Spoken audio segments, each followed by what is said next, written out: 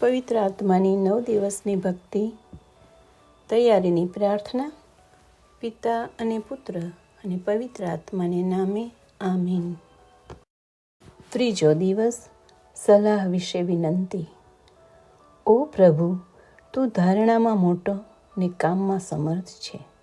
તારી દ્રષ્ટિ મનુષ્ય પુત્રોના સર્વ માર્ગો પર રહે છે. પ્રાર્થના કરીએ.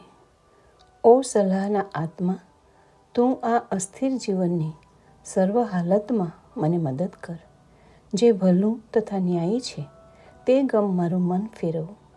જે ભૂંડું તથા દુષ્ટ છે તેમાંથી મારું મન પાછું રાખ ને તારી આજ્ઞાના માર્ગે ચલાવી તારણના સ્થળમાં પહોંચાડ. હે અમારા બાપ, તું સ્વર્ગમાં છે, તારું નામ પવિત્ર મનાવ. તારું રાજ્ય આવો. જેમ સ્વર્ગમાં તેમ પૃથ્વી પર તારી ઈચ્છા પૂરી થાવ. અમારી દરરોજની રોટલી આજ અમને આપ, અને જેમ અમે અમારા અપરાધીઓને ક્ષમા કરીએ છીએ તેમ તું અમારા અપરાધોની ક્ષમા કર. અને અમને પરીક્ષણમાં ન લાવ, પણ ભૂંડાઈથી અમને બચાવ. આમીન. પ્રણામ મારિયા, કૃપાથી પૂર્ણ, પ્રભુ તારી સાથે છે. ભાગ્યવંત તું સ્ત્રીઓમાં અને ભાગ્યવંત તારા ઉદરનું ફળ ઈસુ. હે પવિત્ર મારિયા, પરમેશ્વરની માં, અમો પાપીઓની વાસ્તે વિનંતી કર, હમણાં અને અમારા મોતની વખતે. આમીન. પ્રણામ મારિયા, કૃપાથી પૂર્ણ, પ્રભુ તારી સાથે છે. ભાગ્યવંત તું સ્ત્રીઓમાં અને ભાગ્યવંત તારા ઉદરનું ફળ ઈસુ.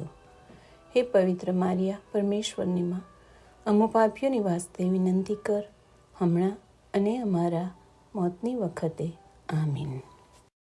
પ્રણામ મારિયા, કૃપાથી પૂર્ણ, પ્રભુ તારી સાથે છે. ભાગ્યવંત તું સ્ત્રીઓમાં અને ભાગ્યવંત તારા ઉદરનું ફળ ઈસુ. હે પવિત્ર મારિયા, પરમેશ્વરની માં, અમો પાપીઓની વાસ્તે વિનંતી કર, હમણાં અને અમારા મોતની વખતે. આમીન.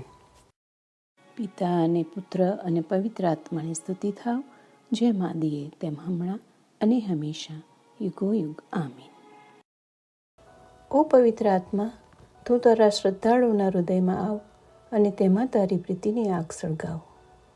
તું તારો આત્મા મોકલ ને સર્વ ઉત્પન્ન થશે, ને દુનિયાનું મુખ તો પુનઃ તાજું કરશે. પ્રાર્થના કરીએ.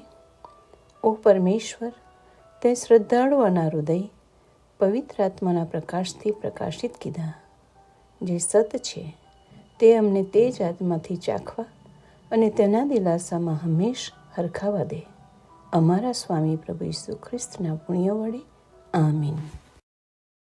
ઓ મારા પરમેશ્વર તથા સ્વામી, બધું તારા વૈભવને માટે થાવ. આમીન.